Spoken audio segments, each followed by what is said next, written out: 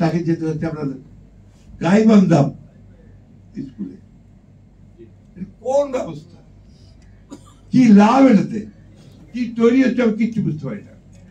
এই যে একটা উন্মাদনা চলছে শিক্ষার ক্ষেত্রে, এটা তো আপনার কেউ কোনোদিন এটা দৃষ্টিও দিচ্ছে না, কথাও বলছে না, এটাকে পরিবর্তন করার জন্য চেষ্টা করা হচ্ছে।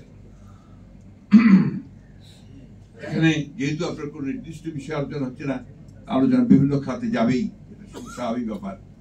মাহবুবুল্লাহ ভাই আমার এখানে পাশে বসে আছেন, উনি আমার আদর্শ। আমরা যখন ঢাকা কলেজেই পড়ি তখন থেকে ওনাকে আমরা চিনি, যে তিনি একজন অত্যন্ত ব্রিলিয়ান্ট স্টুডেন্ট এবং রাজনীতির সঙ্গে জড়িত। যখন ঢাকা ইউনিভার্সিটিতে গিয়েছি, ওনাকে সরাসরি পেয়েছি, তখন ছাত্র ইউনিয়নের উনি সাধারণ সম্পাদক, আমরা ঢাকা ইউনিভার্সিটি গিয়ে ভর্তি হয়েছি। একদিকে মেধাবী, স্ট্যান্ড করা প্রত্যেকটা পরীক্ষাতেই, অন্যদিকে আপনার রাজনীতির একেবারে সবচেয়ে আপনার বিপ্লবী রাজনীতির সঙ্গে জড়িত মাহবুবুল্লাহ ভাই। তার সংস্পর্শে আসার সুযোগ হয়েছে, অনেকেই সংস্পর্শে আসার সুযোগ। উনি আমাদের পরীক্ষার আগের রাতে আমাদেরকে ইকোনমিক্স পড়িয়েছেন, পরীক্ষার আগের রাতে উনি ইকোনমিক্স পড়িয়েছেন আমাদেরকে।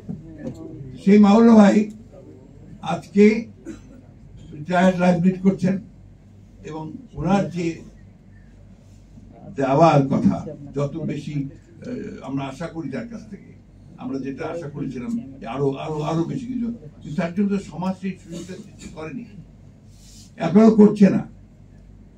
এই বিষয়গুলোর দিকে কিন্তু আমাদের নজর দেওয়া আমরা কেউ দেই না, আমরা যারা রাজনীতি করি আমরাও দেই না, কেউই দেয় না। এরকম অসংখ্য আছে, বিশেষ করে আমাদের যারা অবদান রেখেছেন আমাদের এই রাষ্ট্র গঠনে। 69 মুভমেন্টে তখন মাহবুবুল্লাহ ছিলেন একজন দিকপাল, তার বক্তৃতা শোনার জন্য সেই সময় হাজার হাজার ছাত্ররা চলে আসত।